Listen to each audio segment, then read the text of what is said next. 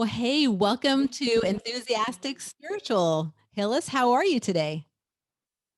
I am doing wonderful, Teresa. Thank you for having me on today. It's such an honor to connect to you, your energy, your presence, your being, all that you are. Ooh, I like that. I got chills on that, Hillis. That's a good way to start this conversation. Well, hey, so I want to start today with some universal truths. So, in the spiritual work that I work with, there's five universal truths that I primarily work with. It's you are energy, you are here to learn and grow, you have a team of inner guidance, you have a spiritual thrust and purpose, and you are free. So, the one that Spirit wanted me to really hone in on today with you is you are energy. So, Um, how is that spiritual truth played into the unfoldment of your journey, Hillis? Ooh, that's a very encompassing, very broad uh, energy. And so you are energy. As I feel into this, I'm being guided to share, what started me on my path. We all grow up, we all have our teachers, our parents to guide us on our way. And through that, we learn, we pick up things, the do's, the don'ts, the haves, the be's, and all these things. And so when I moved out of my home at 20 years old, it was because I was moved to, I was guided to, I was like, Mom, I gotta get out the house. I gotta grow. She's like, no, no, no, don't leave, don't leave. I'm like, Mom, but I have to. And and it's that point where you kind of solidify as the start of your path, your journey to understand who you really are. And so along my 20 plus years of discovery of who I am, of being I am energy, I really like how you phrase that because part of my structure, part of my DNA, part of what I identify with is being an entity, which is Mhm. beyond being human, which is beyond being spirit. It encompasses all that I am. And so with me embodying this entity, this being, which is energy in physical form and invisible matter, I matter. I matter to who I am and what I do. And so the journey of me being energy is really grounding that in into the physical presence, ground that in into the physical body to express it the best way that I know how at whatever time, whatever moment is given. And it just is. In bottom line, it just is. It's just energy. It's just who I am. It's just who I want to allow myself to express myself to be. Beautiful, beautifully said, because we are energy for sure. And so, when you left the house, Hillis, were there any aha moments that you had that really tuned you into your spiritual path, or was it just like an unfoldment? It's like anything for me in my life, it's a process, it's a journey, it's an unfoldment. And of course, along that unfolding, there are moments of, aha, I get it, and it is that we all feel. And so what really sparked my path, my journey is when I started, actually when I moved to New York, which was really odd because I really started to hone and develop my psychic abilities in New York because I went to school there. And that Mhm. was really me understanding, really the energy aspect of who I am. Because I started out writing poetry, I started out writing about gratitude, I started about, teaching gratitude and the law of attraction. I started out doing these very physical grounding things. And so I think it has to be more to who I am and more to what this is that I am doing. And so with that came me being able to hone my psychic abilities because I knew as a child that I was born with this, that this was my ability to utilize for what the purpose is for this world, for this society. And as it was not nurtured growing up, as it was pretty much dismissed, I dismissed it. But there were moments in my life before I moved to New York that's like, wait a minute, this is, just my intuition kicking in, or it's just this moment, or it's just this. I kind of just missed the intuitive piece and just, chalked it up to luck. instead of Right. intuition like most of us do, right? Definitely. And so with that, I was like, it's not luck, it's just me tuning in and being aware of the energy that's guiding me to where I gotta go. Just like when I moved out, just like I was like, okay, time to go, time to move on, time to go to next. Mhm. Yeah, I totally hear you. And as a soul, which is what I hear you saying, is that you are just really an entity, a soul in a physical body, which we all are. And we never die. We have continual lifetimes of transformation. And so, to me, the lifetime we're here right at this moment in the present is to remember and reawaken everything, all the gifts we have from many lifetimes. Do you agree with this?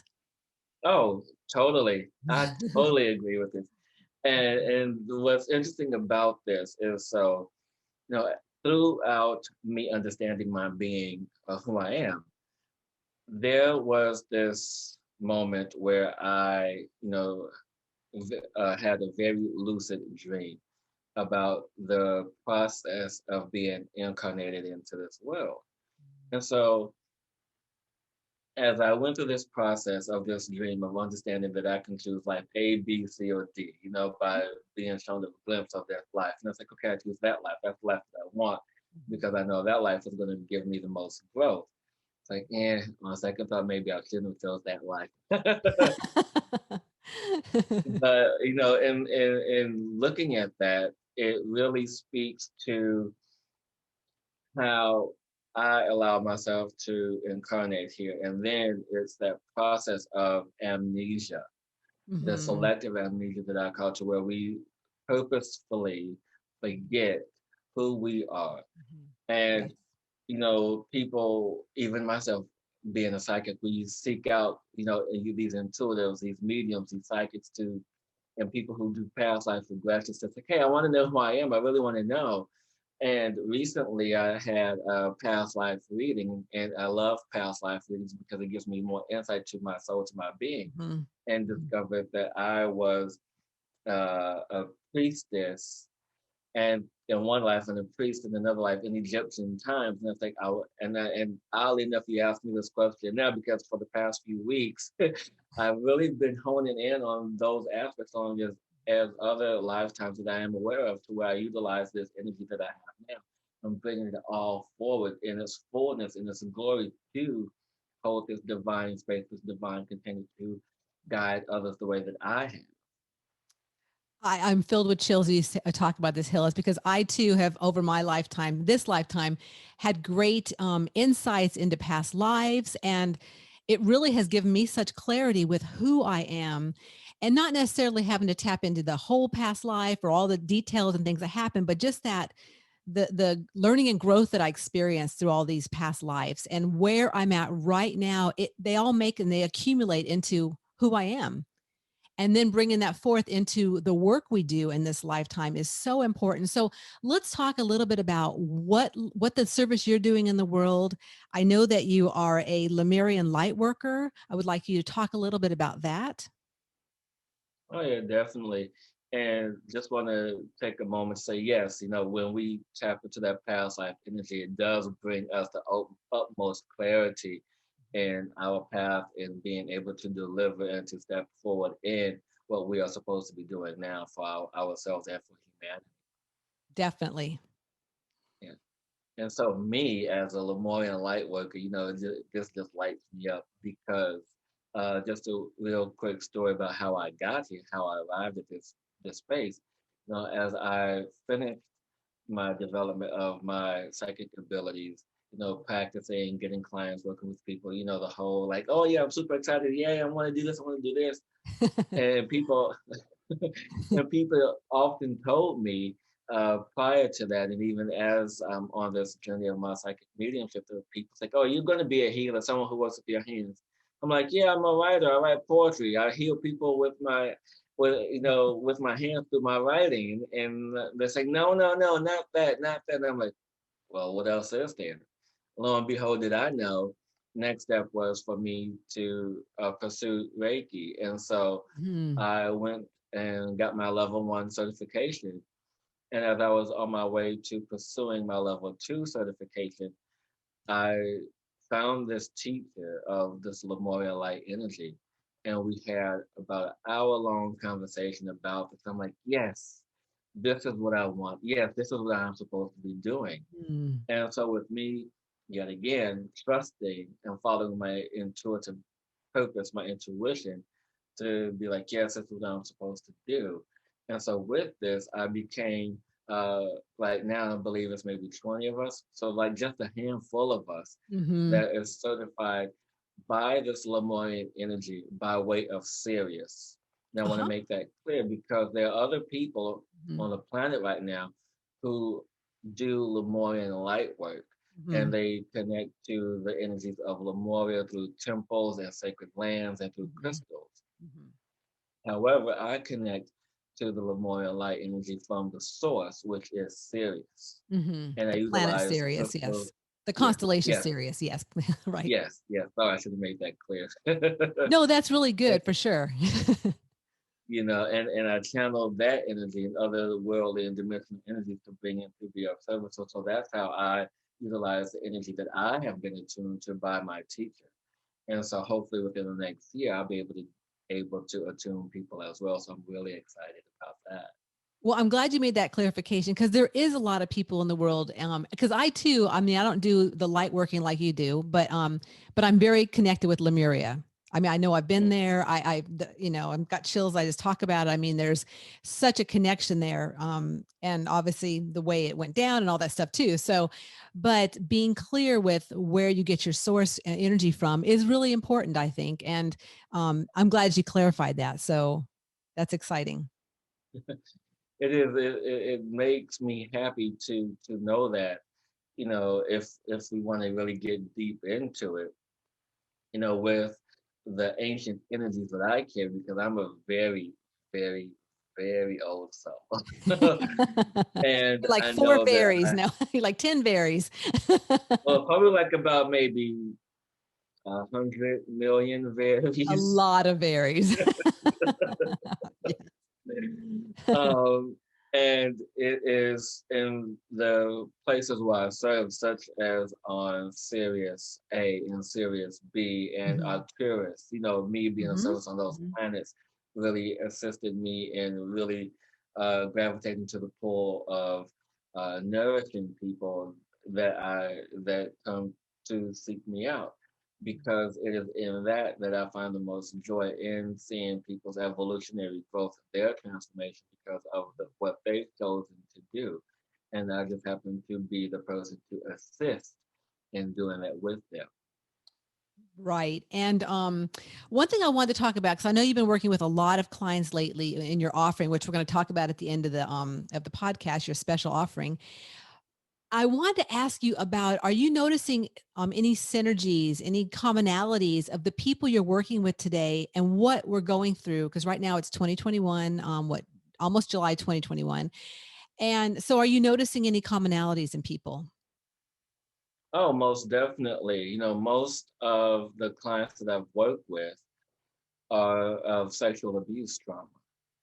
Interesting. That Yeah, and I found that very interesting because if you think about it, the people who suffer from that in itself undergo the greatest or greater traumatic stress than anything, because if they lose their voice, they Right. lose control of their body, Mhm. they lose their identity, Mhm. they have multiple losses in various ways, and everyone deals with it differently. The symptoms, anywhere, from overweight to bulimia to uh, not being self-empowered. So it's like all these symptoms, and people that I've worked with, they see therapists, they see doctors, they always treat the symptoms.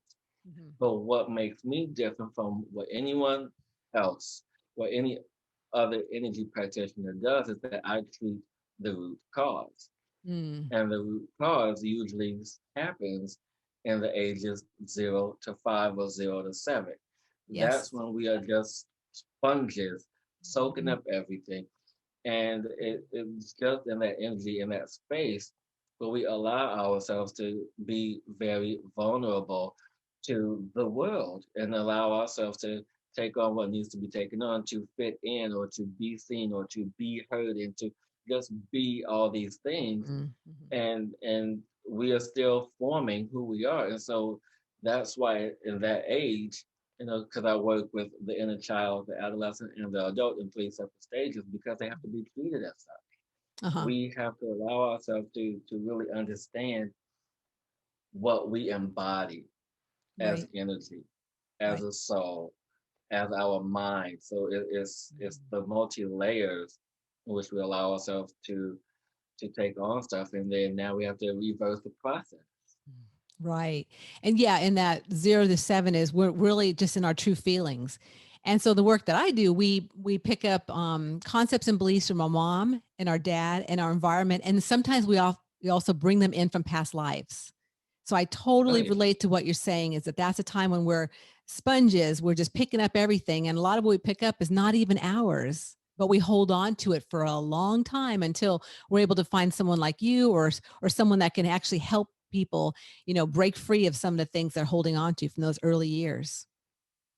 Oh yeah. I mean, it's very challenging. Even I myself, I was just telling someone the other day about my misbelief or my misconception about myself and how challenging it was for me because when I was older, my mom and I had a good relationship. And so I always thought I was like a super smart kid and had all these amazing grades and this and that and the other, just brilliant. Because that was me in high school from, Mhm. eighth, well, seventh grade through high school. That was me. Okay. Yeah. And then my mom kept all my old report cards. And I said, Mom, do you have any of my report cards from like second grade? I want to see them because I'm being called to see this stuff. Mhm. And so she pulled them out, and I was very disheartened, very heartbroken because I was like D's and F's and this and that, Mm. and it was like this is not the picture that I painted for myself. So when you see the reality of what it is, when I saw the reality Mhm. of what it was for me, what I painted, it really hurt because it caused me in my life to to reflect on what was happening in my Right. life at that time. Mm. And at that time, my life was just a mess. It Mhm. really was. And without going into too much, it really it wasn't what I thought it was. But knowing that that is here with me, and that my mom in spirit supports me, my family in spirit supports me, and they know and they see my brilliance, and that's enough. It's amazing as you talk about that, and I'm filled with chills. Is how, as a soul, we are just pure light and we're love, and we come into these physical bodies and have all these experiences, and it really is amazing. With like you going back and regrouping, and looking back at what happened when you were young and where you were at, academically and what you were going through, and it's profound to look back at those things and really regroup, where you're at now and where you've come from. Because as a soul, Hillis, you're the same soul you came in day one with, but all these experiences have molded and created the beautiful soul you are today, and how you can then reach out in the world and help people and understand where people come from because of where you've come from. Yeah, and and that's a lot of what I bring to the clients that I work with is, the reality of who I am because I'm just me. The person Mhm. who's here is the person you always get, and it's funny because I have two clients of mine, and they're really close friends, and I love them, I adore them, and I was like, next time I'm in your city, we have to hang out because I've never met them. I've Mhm. only do all my work virtually, and they call me Uncle Hillis. Oh. So it's stuff like that that's Yeah. endearing. It really touches me because it knows that I'm making a difference in someone else's life. Without a doubt. So I want to talk a little bit about, I had a session with you recently and it was profound. And I just want to share a little bit about what came out for me because this maybe, well, it kind of touches on the bigger collective energies of what we're going through right now. So I had this session. It was a beautiful meditation that Hillis guided me through with his energy and the guides. And what came up was really that I had a heavy heart. And it was not only like for what my personal and what I'm going through in my own little area, but it was really about the collective and holding that heaviness around what's going on and the people that are being affected around the world. And because as myself, I don't oftentimes express, hello, I'm upset about this or that or whatever's going on, but boy, can I hold on to it. And the heart is a big aspect of holding that heaviness, because I have a big heart and a lot of love and caring for the world and for those that are in this world right now and what's all going on. So have you noticed that, and I've got chills as I say this too, have you noticed that people have had a lot of heavy heartedness things and going on with all that's going on in the collective right now? Oh, indeed. I mean, there's a definite lot of heaviness, a lot of disheartening of the world being shook up and everything that's going on. And this really stems from us not wanting to really step into this place of change, because change is hard for any one being, but let alone, Mhm. 7, 8 billion people on the planet at the Mhm. same time going through this global crisis. And it is in that in which we feed the collective energy, and not, only feed the collective energy, but also the planet herself. I Right, mean, just right. imagine all that collective heaviness, the gravity of that affecting the planet we live on. Hmm. And so it is in that in which, you know, we have to allow ourselves to really take a step back and really analyze what it is that we are feeling, what it is that we are doing. Because Hmm. part of what I do, what I love to do is, even though I am sitting in session with you, it is you doing the work. It is you allowing the energy. I'm Mm. just guiding you through the process to understand the deepening of what is your reality. Right. Yes. Yeah, you hold beautiful space, Hillis. There's no question. Mhm.